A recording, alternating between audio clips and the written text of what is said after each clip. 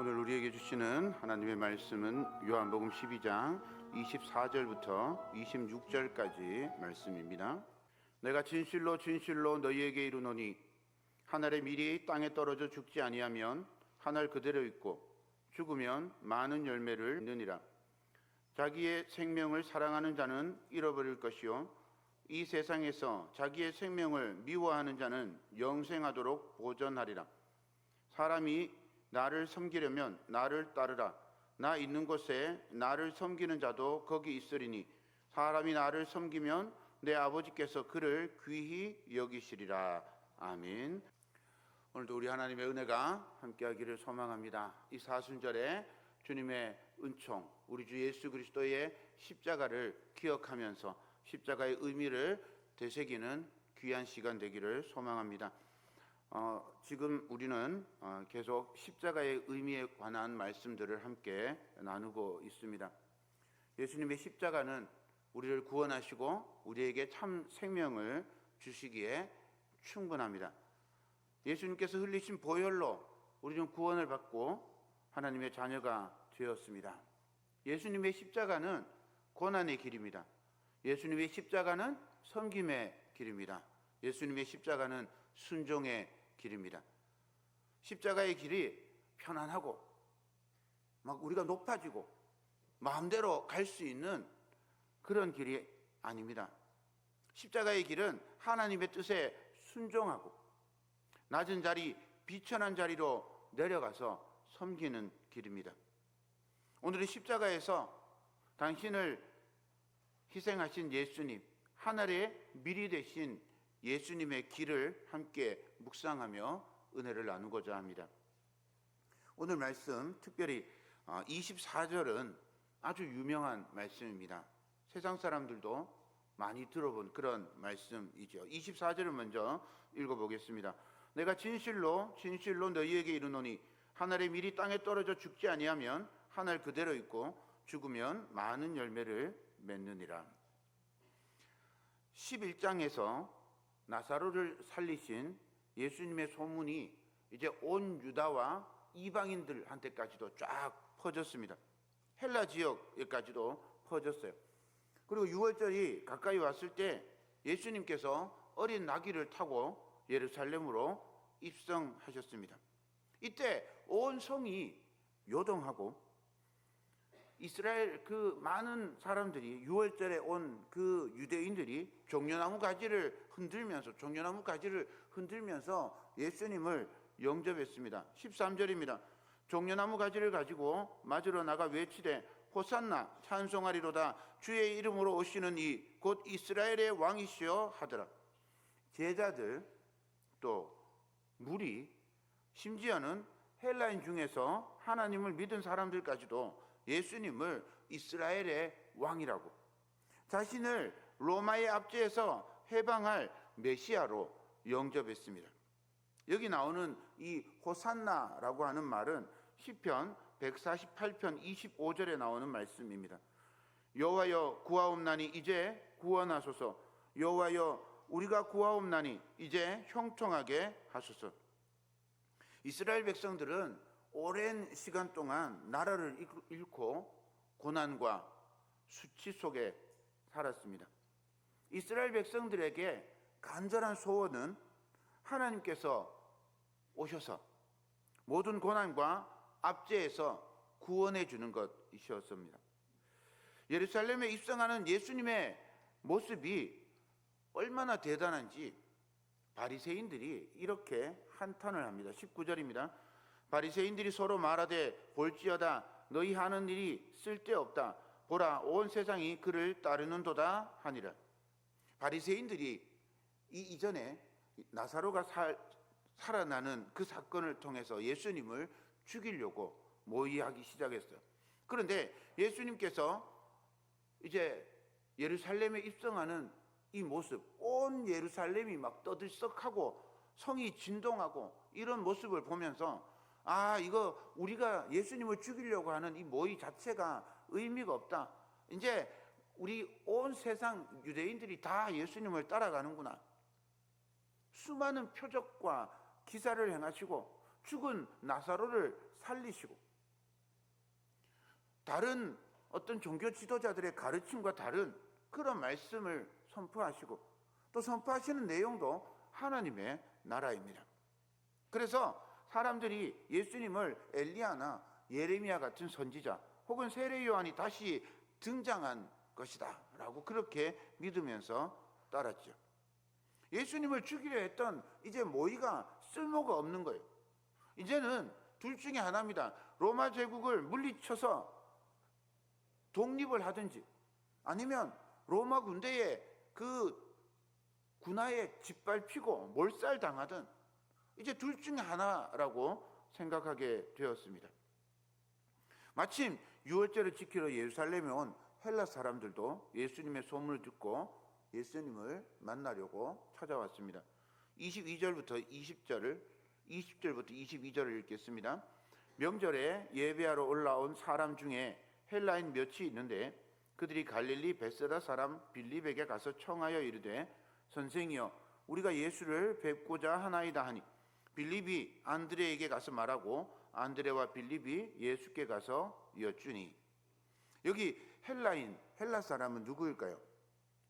이 사람들은 헬라 이방 지역에 살고 있는 유대인, 그러니까 디아스포라 유대인을 부르는 그런 말이 아닙니다. 그냥 완전 이방인, 헬라인들 중에서 하나님을 믿기로 작정한 사람을 뜻합니다. 지금 온 세상이 예수님을 따른다고 하지만 사실 곧 있으면 유대인들이 예수님을 버릴 겁니다. 그런데 이방 사람이 헬라인이 예수님을 찾아왔습니다. 요한복음 3장에 보면 유대인을 대표하는 니고데모가 예수님을 찾아오잖아요. 4장에 가면 사마리아 사람을 대표해서 수가성 여인이 등장합니다. 그리고 이제 이방 사람을 대표해서 헬라인, 이방인이 등장하고 있습니다. 성령님이 임하시고 복음이 전파될 때 유대인이나 헬라인이나 함께 그리스도 안에서 하나가 될 것을 이 요한복음이 미리 보여주고 있는 겁니다. 바울은 끊임없이 유다인과 헬라인이 차별이 없이 예수 그리스도를 주로 고백하고 믿으면 구원을 받을 거라고 그렇게 가르쳐 주셨습니다. 고린도전서 1장 22절부터 24절을 읽어드리겠습니다. 유대인은 표적을 구하고 헬라인은 지혜를 찾으나 우리는 십자가에 못 박힌 그리스도를 전하니 유대인에게는 거리끼는 것이요 이방인에게는 미련한 것이로되 오직 부르심을 받은 자들에게는 유대인이나 헬라인이나 그리스도는 하나님의 능력이요 하나님의 지혜니라. 갈라디아서 3장 28절에도 비슷한 말씀이 나옵니다. 너희는 유대인이나 헬라인이나 종이나 자유인이나 남자나 여자나 다 그리스도 예수 안에서 하나이니라. 유대인, 헬라인, 종, 자유인, 남자, 여자, 이 예수님 시대에는 명확하게 구분되는 그런 신분의 차이가 있었어요. 그런데 예수 그리스도 안에서 이 구별이 무의미하게 되었습니다. 예수 그리스도만 중요합니다. 우리는 참으로 예수 그리스도만 귀하게 여기고 중요하게 여기고 살아가는 사람들입니다. 이 사순절 기간에 우리 자신을 한번 돌아볼 수 있었으면 좋겠습니다. 주 예수보다 더 귀한 것 없습니다 라고 고백할 수 있는 저와 여러분 되기를 소망합니다. 헬라인들이 간절하게 예수님을 뵙고자 찾아왔어요. 그런데 예수님께서 헬라인들을 만나겠다 혹은 만나지 않겠다 이렇게 말씀하지 않고 23절에 이렇게 대답을 합니다. 예수께서 대답하여 이르시되 인자가 영광을 얻을 때가 왔도다. 자기들만 선민이라고 자처하던 이 유대인들, 또 유대인들이 개라고 부르는 이방 사람인 헬라인, 예수님을 찾아와서, 유대인을 버린 예수를 찾아와서 우리가 예수님을 뵙고 싶습니다 라고 간청하고 있는 거죠. 이때 이 이방 사람 헬라인이 예수님을 뵙고 싶습니다 라고 찾아온 그때에 예수님께서 하나님의 영광을 얻을 때가 왔다라고 그렇게 말씀하고 계십니다. 여기 영광은 십자가를 뜻합니다. 공관복음에서는 베드로의 신앙 고백 이후에 십자가 고난을 말씀하셨는데, 예수님은 요한복음에서는 이 헬라인이 찾아와서 예수님을 뵙고자 할 때 십자가를 말씀하십니다. 인자가 영광을 얻을 때라고 하는 이 말씀을 설명하기 위해서 24절 말씀을 말씀하신 겁니다. 하늘의 밀이 땅에 떨어져 죽지 아니하면 하늘 그대로 있고 죽으면 많은 열매를 맺느니라 말씀해 주신 거죠. 이방 사람인 이 헬라인이 하나님을 예배하러 왔다라고 하는 이 사실은요, 그냥 단순히 헬라인이 하나님을 믿고, 그 헬라 사람들은 아주 신이 여러 신들이 있거든요. 그 여러분들 많이 들어보셨을 제우스니 포세이돈이니 하데스니 이 전부 다 그 헬라 사람들의 신이에요. 그러니까 수많은 신들이 있는데 그런 신들이 자기를 구원해 줄 수 없다라고 그렇게 믿고 하나님을 섬기기로 작정한 거예요. 이 사람들이 예배하러 왔구나 이렇게 생각할 수 있어요. 그리고 랍비 선생님 중에 한 분이니까 좋은 말씀 하나 들어야 되겠다 이렇게 생각할 수 있습니다. 요한복음에는 이런 이야기들이 굉장히 많이 나옵니다. 그냥 표면적인 내용들, 표면적인 사실들만 설명해 주는 내용과 더불어서 그 이면에 담겨 있는 영적 의미를 함께 보여주는 그런 이야기들이 굉장히 많이 있습니다. 헬라인, 이방인이 하나님을 예배하러 왔다라고 하는 이 사실은요, 반대로 유대인 중심, 성전 중심의 이 구약의 시대가 끝이 나고 예수 그리스도의 이 구원 사역이 성취될 때, 신약의 시대, 은혜의 시대가 왔음을 상징적으로 보여주고 있는 겁니다. 이제 유대인이나 헬라인이나 가릴 것 없이 하나님의 구원에 이르는 유일한 길이 오직 예수 그리스도의 십자가로 성취되었음을 보여주고 있습니다. 이제 십자가를 통해서 하나님의 영광을 드러낼 때가 되었다라고 하는 말씀입니다. 요즘 성도들은 이 영광을 성경이나 예수님이 가르쳐 주는 것과 다르게 사용합니다.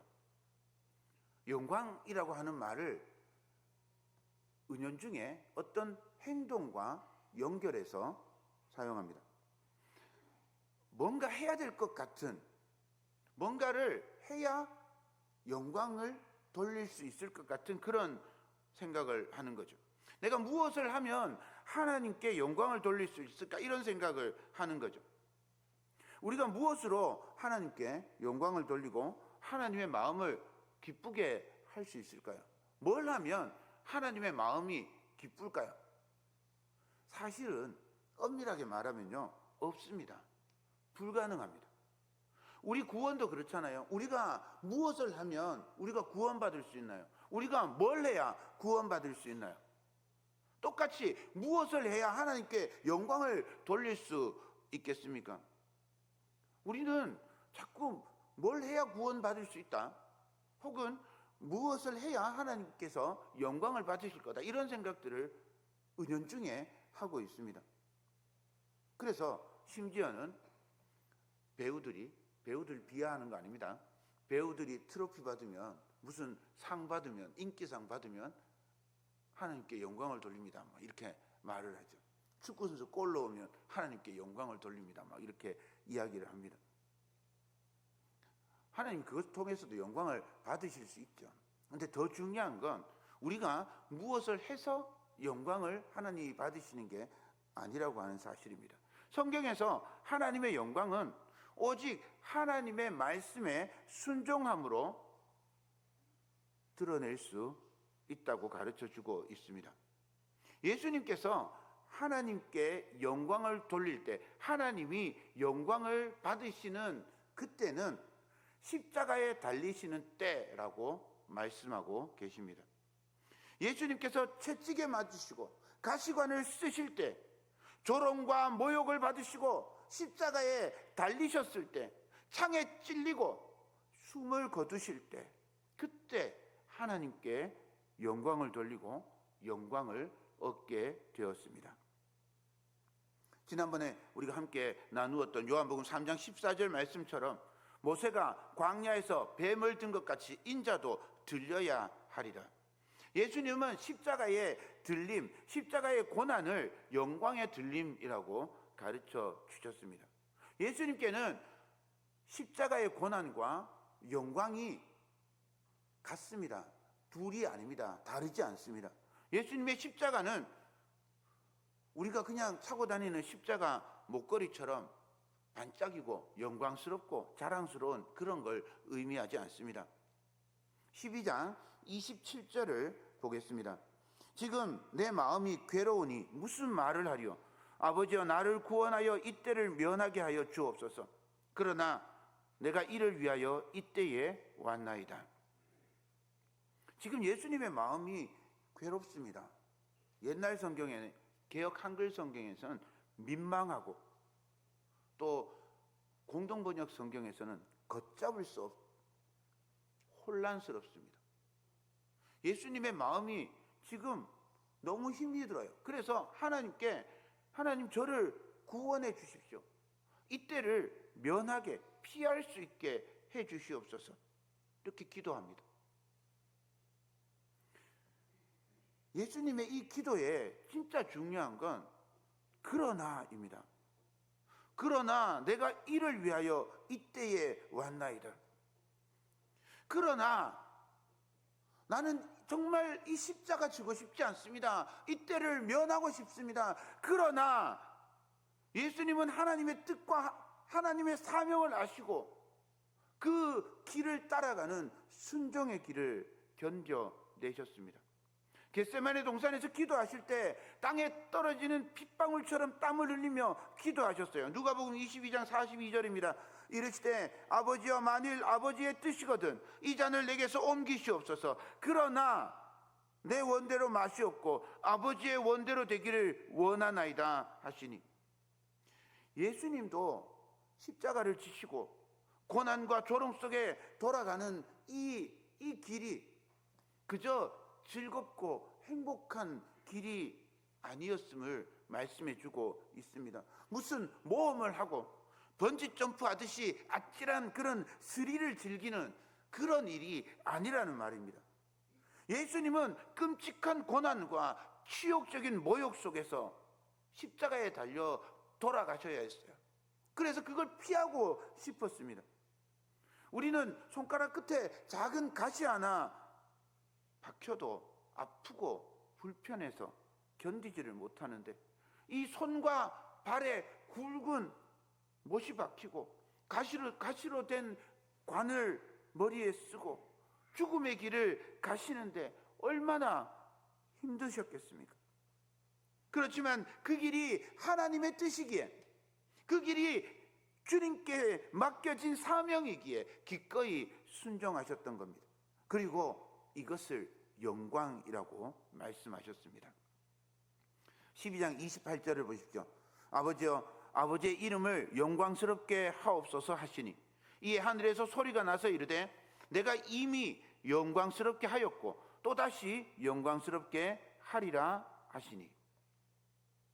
여기 두 가지 사실을 우리가 알 수 있어요.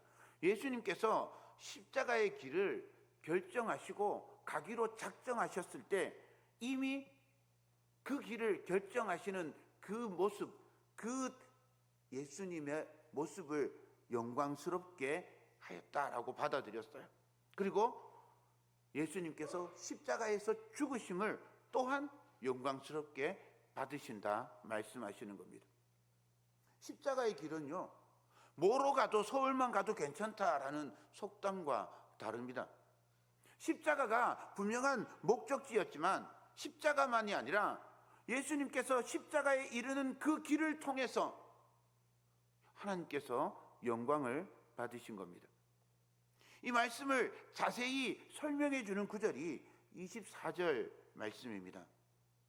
내가 진실로 진실로 너희에게 이르노니 하늘의 밀이 땅에 떨어져 죽지 아니하면 하늘 그대로 있고 죽으면 많은 열매를 맺느니라.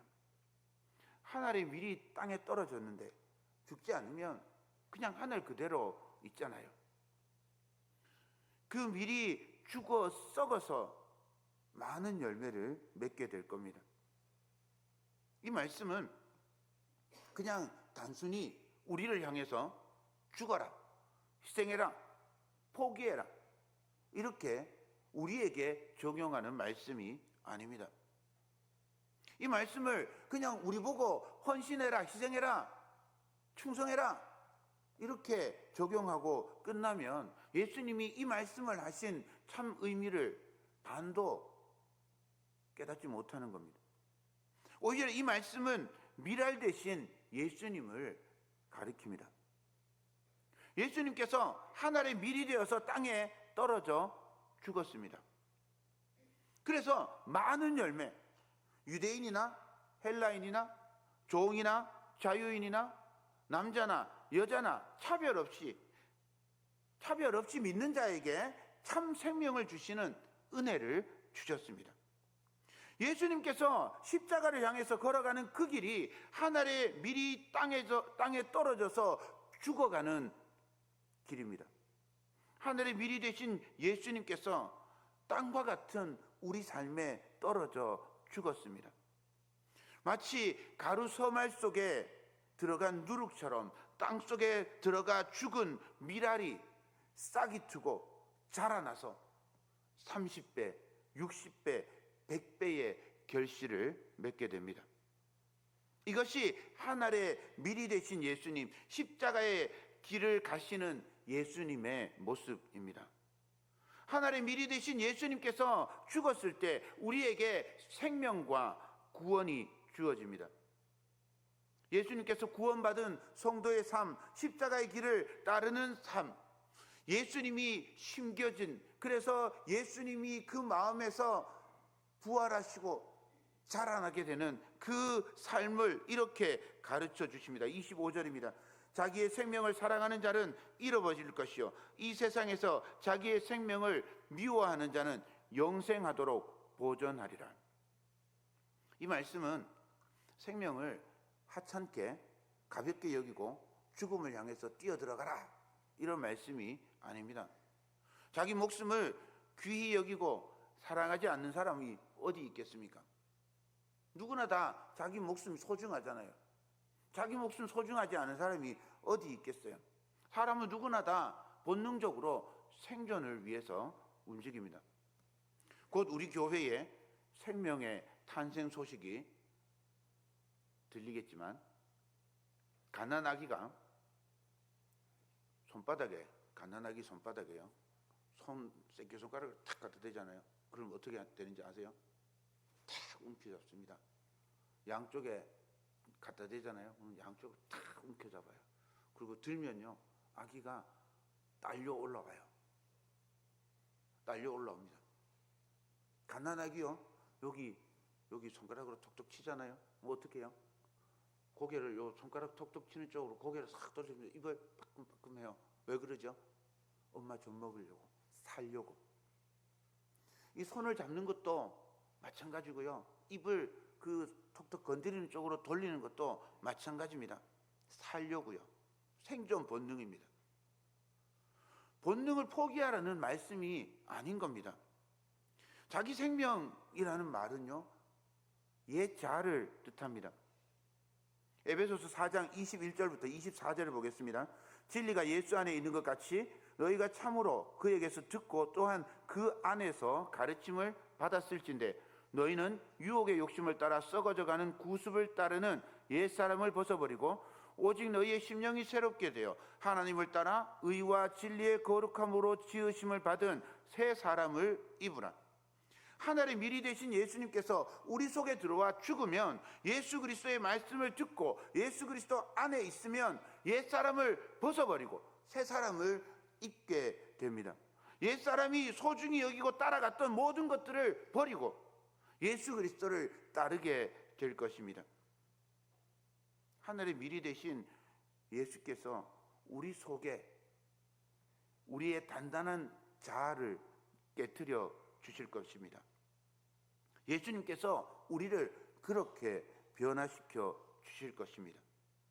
하늘의 미리 되신 예수님께서 자기를 사랑하고 쾌락을 사랑하기를 하나님보다 더 사랑하는 우리의 옛 자아, 우리의 옛 사람을 부인하게 하시고 그것을 양분으로 삼아서 하나님이 기뻐하는 열매를 맺도록 만들어 주실 겁니다. 우리 속에서 십자가에 달려 돌아가신 예수님께서 살아나서 예수님을 따라 십자가를 지는 삶으로 자기 마음대로 자기 뜻대로 사는 사람이 아니라 하나님의 뜻대로 살아가는 사람으로 변화시켜 주신다는 말씀입니다. 우리가 예수 믿고 우리가 막 결단해가지고 변화시키고 우리가 우리 자신을 새롭게 만들고 우리 옛 자아를 우리가 다 벗어버리고 우리가 새로운 옷을 입고 이게 아니라는 거죠. 예수님이 십자가를 지심으로 우리 속에 하나의 밀이 되어 우리 삶 속에 우리 심령 속에 심겨지면 저절로 그 속에서 예수 그리스도께서 싹이 나고 자라면서 우리의 옛 자아를 털어버리는 거예요. 쌀 아래 그 씨눈이 붙어 있잖아요. 그 씨눈 껍데기에 쌀 겨가 이렇게 쌓여 있습니다. 흙 속에 들어가면 어떻게 돼요? 씨눈이 발화를 하잖아요. 발화를 하면서 그 씨눈을 덮고 있던 그 껍데기가 다 벗겨지고 새싹이 솟아나는 거예요. 그것처럼 우리가 뭐 싹을 틔우고 우리가 뭔가를 하고 이렇게 해가지고 예수님을 따르는 게 아니라 우리 속에 예수 그리스도의 십자가가 예수 그리스도께서 하나의 밀이 되어 우리 속에 심겨지면 우리 삶이 저절로 그렇게 변화될 줄로 믿습니다. 변화 안 되는데요. 끊임없이 우리 주님께서 우리를 변화시키고 그 십자가의 길을 가도록 만들어 주실 겁니다. 하나님께서 내가 이미 영광스럽게 하였고 또 영광스럽게 하리라 하는 말씀처럼 우리가 예수 그리스도께서 우리 마음속에 오심으로 우리가 옛 자아를 벗어버리고 그리고 새 사람을 입고 또다시 끊임없이 그 십자가의 길을 걸어갈 수 있도록 만들어 주실 줄로 믿습니다. 하늘의 밀이 되어 우리 속에 역사하실 예수 그리스도를 믿고 십자가의 길을 걸어가는 저와 여러분 되기를 축원합니다.